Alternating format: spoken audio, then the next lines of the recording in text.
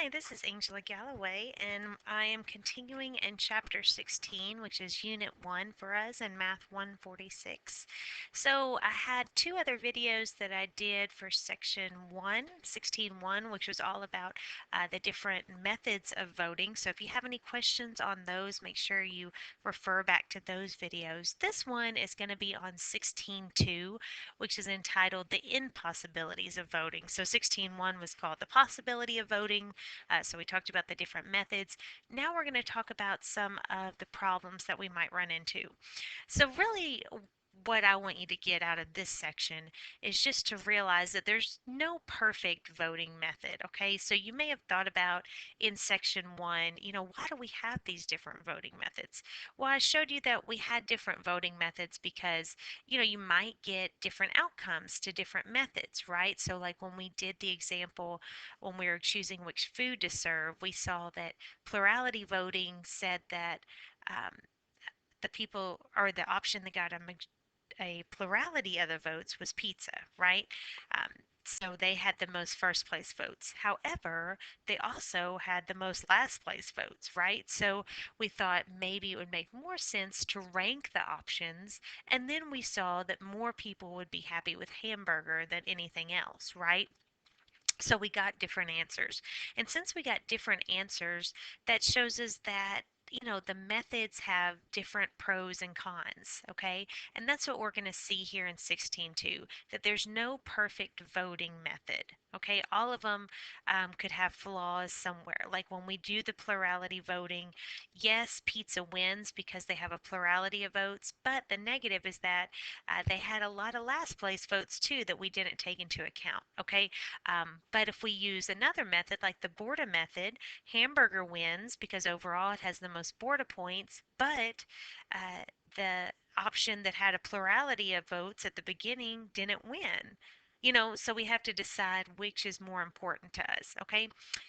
So here's two of the things we're going to cover. If you actually read 16.2 in your book, there's several other criterions that they talk about as well. We are only going to look at the majority criterion and the Condorcet criterion. Okay, uh, so the majority criterion is if a candidate has a majority of first place rankings in a voter profile, then that candidate should be the winner of the election. And I think we would probably all assume that's the case. If somebody has a majority of votes, then they should win, right? If there are only two candidates, this will always be true. The majority criterion will always be true. It will also always be true if we're using plurality or Hare or the pairwise comparison method. The only one that it's going to be a problem with is the Borda method, okay? So it's not always going to be true if the Borda method is used, and that's because we're doing the weighted sum. So it's possible that someone might get a majority of first place votes, but then if all their other votes maybe are last place, that's where we run into a problem with when we use that weighted sum. We can sometimes see that the majority winner actually does not win the most Borda points, okay? So we'll show some examples of this here. The Condorcet criterion, the Condorcet candidate wins a pairwise comparison with every other candidate. Again, if there are only two candidates, this will always be true. This, of course, is going to be true for pairwise comparison because in the pairwise comparison, we are comparing pairs, right? So if you won the most pairs, then you're going to win. So you would have the Condorcet candidate there. However, it's not always true for the Borda, Hare, or the plurality method, okay? So the Condorcet candidate, they win every pair that they're in, okay? So when they're compared to any other option, they win. And so that would be the Condorcet candidate. So we're going to look at some examples of these.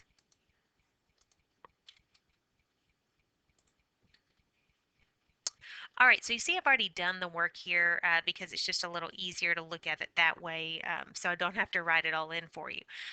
But in this, we were given this profile here, okay, so these are our votes, and these were the rankings that they voted for. Which alternative is a majority candidate? Which alternative is the Borda method winner? And does the Borda method violate the majority criterion for the voter profile? So first what we want to do is find the majority candidate. So when we look here, we see, do we have a majority candidate? Sometimes you won't have one, right? Definitely, you'll always have a plurality candidate. Somebody always has uh, the most votes, okay, one or two people. But a majority, remember, means more than half. So we look here, we have 11 total votes, right? 6 plus 3 plus 2 would be 11. So if we divide that by 2 and then round up, 6 would be a majority, right? So does anybody have 6 or more votes? And we would say yes, A does have 6 votes, so they are the majority there. Okay, so that's how we get this answer here.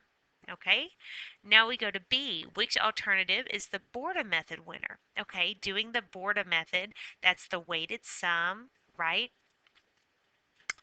So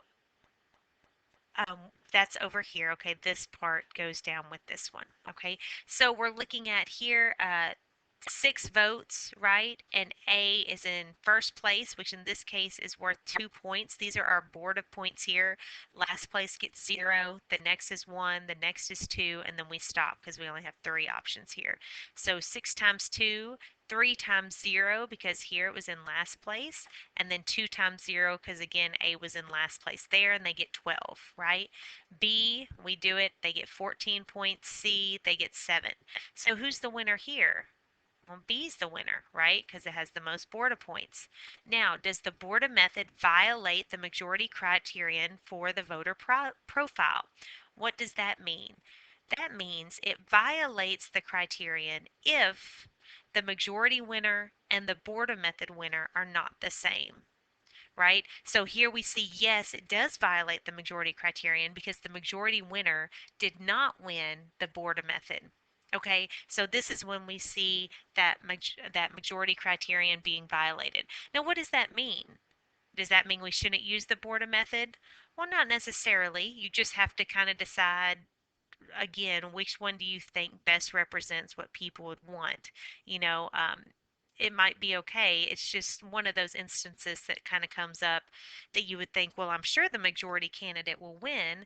And then we see, well, there are some cases where they don't. And so in this case, we see that that happens, okay? The next one, we're doing these rankings down here, okay? So we notice here we've got 4, 9, 4, 19 for our voters there. That gives us 17, 36, right? 36 total votes. If we divide that by 2, we get 18, add 1, and we get 19. So somebody has to have 19 or more votes to have a majority. And this one does, right? So 19 here goes with D, and so D does have a majority. So there is a majority candidate, and it's D. Now we're going to find the Borda method winner. So that's what we did here. A got 34 points, B got 35, C got 81, and D got 66. So our winner here is C, right? That is going to be our Borda winner. So again, it does violate the board or the majority criterion, right? Because here D is our majority candidate, but C ended up being the Borda winner. Okay, and so that's how we would find that. So that's talking about the majority criterion. Here we're going to talk about the Condorcet candidate. Okay, so looking at this, a 13-member committee is selecting a chairperson. The 3 candidates are Amy, Byron, and Corey, which are going to be A, B, and C. The committee members rank the candidates following according to the following voter profile. So here's the profile we got. Last place gets 0 points. Second place gets 1 point, and then the first place here gets 2 points. Now the first thing we're asked is there a majority candidate? Well, let's see. We've got 7, 6, and 3. So A has 7 first. No, I'm sorry. This is for something else. This is for a later on one that we get to with the Hare method. So let's go back to this so I don't confuse you. Is there a majority candidate? Okay, the way we find that is we've got 13 members, right? So 13 votes. So half of 13 is 6.5. So somebody needs 7 votes to have a majority, right? So let's see what we've got. A has 4, B has 6, and C has 3. So nobody has 7, right? So there's not a majority candidate, all right? So if there's not a majority candidate, then you don't have to worry about the majority criterion being met or violated because there's not a majority candidate. Sometimes there's not, so we don't have to worry about that. Um, is there a Condorcet candidate? Well, how do we find that? That is whoever wins all of their pairs, right? So we basically have to do the pairwise comparison method there to see if they win all their pairs. So in this one, since we just have 3 options, we'll only have 3 pairs. We'll have to compare A and B and C, and A and C. So when we compare A and B, we see A wins there, so they get 4. B wins in this one, and they get 2. B wins against A here, so they get 4. And A beats B here, so they get 3. We add them. 4 and 3 is 7. 2 and 4 is 6. So A wins in that pair. Now we could look at A versus C, right? A versus C, A gets 4, then C gets 2, A gets those 4, and C gets those 3. And so we end up having 8 versus 5, and so A wins. So since A won both of the pairs they were in, right? A was in this and won both of those pairs, then A is the Condorcet candidate. Okay, that's what a Condorcet candidate means. If A had won this one, but not won this one, then they're not the Condorcet candidate, right? It's only if they win both of the pairs that they're in. Now, which candidate is selected by the plurality method? So plurality is just who has the most first place votes. So we see that B has 6, which is the most, so they are the plurality method winner. Which candidate is selected by the Borda method? Here's our Borda method work here. So A, doing that weighted sum up here, we get 15, B gets 16, C gets 8, so B wins that one, right? And which candidate is selected by the Hare method? Okay, how do we do the Hare method again? The Hare method we do in rounds, right? So look at the first place votes here. So first place votes at the beginning, we've got 4 for A, 6 for B, and 3 for C, right? That's what I worked out over here. C gets eliminated in the first round. Nobody has a majority yet. A majority, remember, we talked about already, would be 7 or more because we've got 13 total here. So now we've just got A and B. When I eliminated C here, the votes go all to A, right? So now A gets 3 more votes here, which gives us 7. So now it's 7 versus 6. 7, of course, is a majority. So now A is the Hare winner, right? 7 votes, which is a majority. So now we've done all the methods, and it says which methods violate the Condorcet criterion for the profile of voters. Well, to violate it means that they did not pick the Condorcet candidate for their winner, right? So this is the Condorcet candidate is A. So which ones didn't pick it? Well, Plurality didn't, they picked B, right? Borda didn't, they picked B. The Hare method did, so the Hare method did not violate it, but Plurality and Borda both violated the Condorcet criterion because they did not choose that Condorcet candidate. And that again is just some more room for you to work things out if you wanted to coming from this one. Okay, but I've got it all on one page as, just to be able to explain it there to you. Okay, so that is the end of 16.2. It's a fairly short section because really we've already gone through all the methods. We're just referencing back to those methods and saying there's a possibility they could violate some of these other things that we think would be good if your method did not violate these. So we probably think the majority candidate should win. The Condorcet candidate probably should win.